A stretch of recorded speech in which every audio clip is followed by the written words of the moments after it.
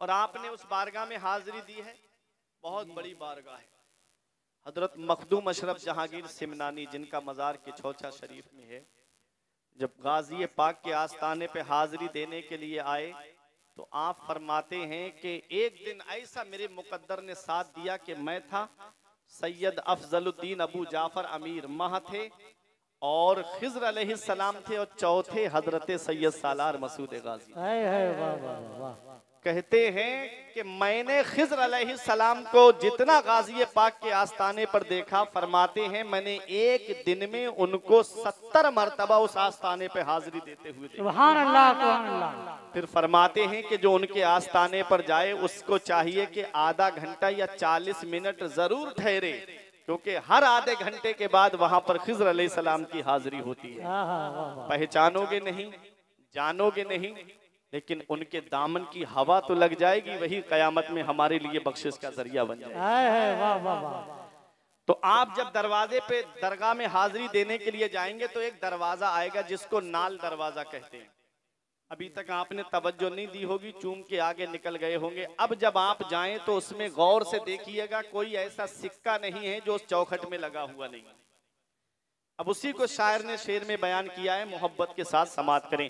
सोने से जड़ी चौखट, चांदी से जड़ी चौखट, सोने से जड़ी चौखट, चांदी से जड़ी चौखट, हर एक खजाना है, हर एक खजाना है, गाजी तेरी चौखट पर, हर एक खजाना है, गाजी तेरी चौखट पर। और आखिरी शेर पेश कर रहा हूं, समात करें। नाते बहुत आपने सुनी है, मनकबतें सुनी है, बस हुसूल बरकत के लिए मैंने ये शेर पढ़े। उस आस्थाने पे जब भी आप हाजिरी देने जाएंगे वहां पर आपको भीड़ मिलेगी। अब तो और ज्यादा भीड़ है। उस आस्थाने की ये खासियत है, जिस वक्त आप जाएं वहां पर जायरीनों का आपको हुजूम मिलेगा। और गाजी पाक किसी का चेहरा देखकर नहीं देते हैं, बिला तफरीक मजहब व मिल्लत हर एक की झोली मेरे गाजी पाक भर है। वाह वाह। और उस आस्थाने पे शिफा पाने वालों की लिस्ट मैंने देखी तो उस लिस्ट में मैंने मुसलमानों से ज्यादा गैर मुस्लिमों के नाम देखे थे। ये वो बारगाह है सैयद सालार मसूद गाजी की। जमीने हिंद पर तेरा बड़ा एहसान है गाजी, यहाँ के जर्रे जर्रे में तेरा फैजान है गाजी। जनाबे खिज़र को देखा है अक्सर तेरी गलियों में, न जाने किस बुलंदी पर तेरा दरबार है गाजी। और अजाने हो, नमाजें हो, मसाजिद हो, मदारिस हो, यहाँ जो कुछ भी है तेरा ही तो फैजान है गाजी। बहुत बड़ी बारगाह है। हुजूर गौसे आजम से तकरीबन 65 साल पहले पैदा हुए सैयद सालार मसूद गाजी। मर्तबा अपनी जगह, शान अपनी जगह। पैदाइश के एतबार से बोल रहा हूँ कि 65 साल पहले गौसे आजम से पैदा हुए और गरीब नवाज से तकरीबन 132 साल पहले पैदा हुए हैं। गरीब नवाज के हिंदुस्तान में आने से पहले 100 साल पहले इस हिंदुस्तान की सरजमीन पे इस्लाम का झंडा सैयद सालार मसूद गाजी ने गाड़ दिया। वो है सैयद सालार मसूद गाजी। कम होते नहीं देखी, जो रुकते नहीं देखी, कम होते नहीं देखी, जो रुकते नहीं देखी, वो भीड़े है मंगतों की, वो भीड़े है मंगतों की, गाजी तेरी चौखट पर, वो भीड़े है मंगतों की, गाजी तेरी चौखट पर। दुरूद पाक पढ़ें। अल्लाहुम्मा सल्ली अला सय्यिदिना व मौलाना मुहम्मदिन व बारिक वसल्लिम सलातुम व सलामन अलैका या रसूल अल्लाह सल्लल्लाहु तआला अलैहि वसल्लम। हर दौर में इंसान की मर्जी नहीं चलती, हर दौर में, इसहाक भाई आपके काम आएगा शेर, हर दौर में इंसान की मर्जी नहीं चलती, चलती है जब उसकी तो किसी की नहीं चलती। हर दौर में इंसान की मर्जी नहीं चलती, चलती है जब उसकी तो किसी की नहीं चलती। चलते हैं फकीरों के इशारों पे शहंशाह, शाहों के इशारों पे फकीरी नहीं चलती। चलते हैं फकीरों के इशारों पे शहंशाह, शाहों के इशारों पे फकीरी नहीं चलती। मैंने कुरान मुकद्दस की जिस आयत करीमा की तिलावत करने का शरफ हासिल किया, परवरदिगार आलम कुरान मजीद में इरशाद फरमाता है, या अय्युहल्लज़ीना आमनू, ऐ ईमान वालो।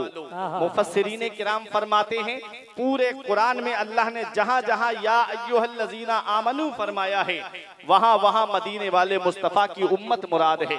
पूरा कुरान पढ़ करके आप देखें जितने प्यारे लक़ब से अल्लाह ने अपने महबूब की उम्मत को पुकारा है, इतने प्यारे लक़ब से अल्लाह ने किसी पैगंबर की उम्मत को नहीं पुकारा। आप देखो कुरान में अल्लाह ने बनी इसराइल को पुकारा तो फरमाया या बनी इसराइल, ऐ बनी इसराइल। अल्लाह ने कौम नूह को पुकारा तो फरमाया या कौम नूह। अल्लाह ने जब कौम आद को पुकारा तो फरमाया या कौम आद, कहीं फरमाया या कौम समूद, कहीं फरमाया असहाबुल उखदूद, कहीं फरमाया असहाबे ऐका।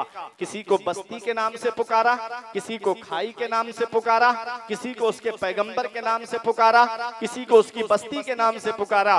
लेकिन कुर्बान जाओ अपने नसीबे पर, अल्लाह ने जब अपने महबूब की उम्मत को पुकारा तो फरमाया या अय्युहल्लज़ीना आमनू, ऐ ईमान वालो।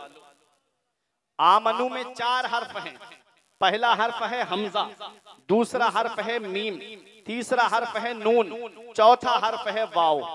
जिसको आप हमजा जो मैंने बोला है आप कहते होगे वो तो अलिफ है, हालांकि ये उलमाए किराम जानते हैं अलिफ उसे कहते हैं जिस पर कोई हरकत ना आए। जबर जेर पेश में से कोई हरकत आ जाए तो वो हमजा हो जाता है।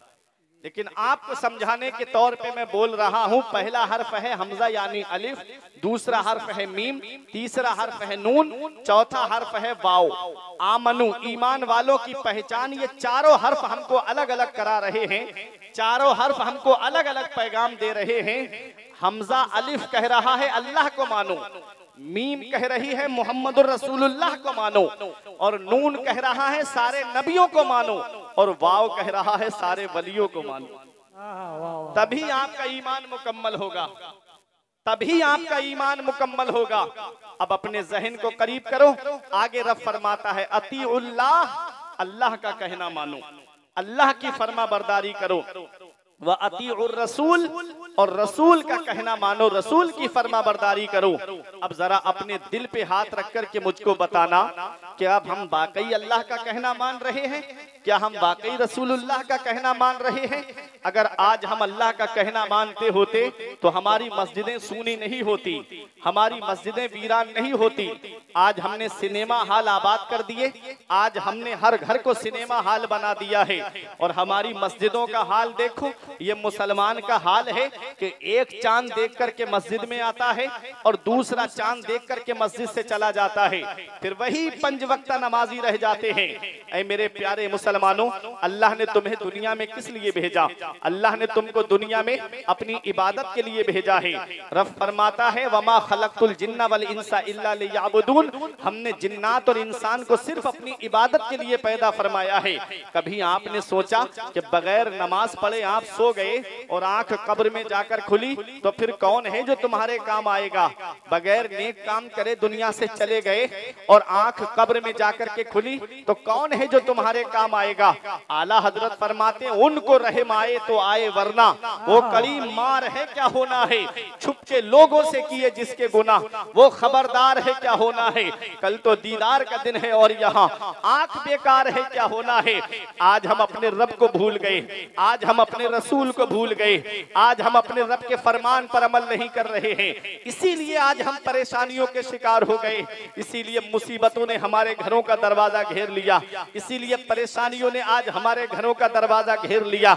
वरना वरना वो मुसलमान कौम मैदान बद्र में 313 हैं, तो 1000 को जिन्होंने धूल चटा दी, मैदान उहुद में 1000 हैं, 10,000 काफिरों को जिन्होंने धूल चटा दी, और मैदान करबला में सिर्फ 22,000 के दांत खट्टे कर दिए।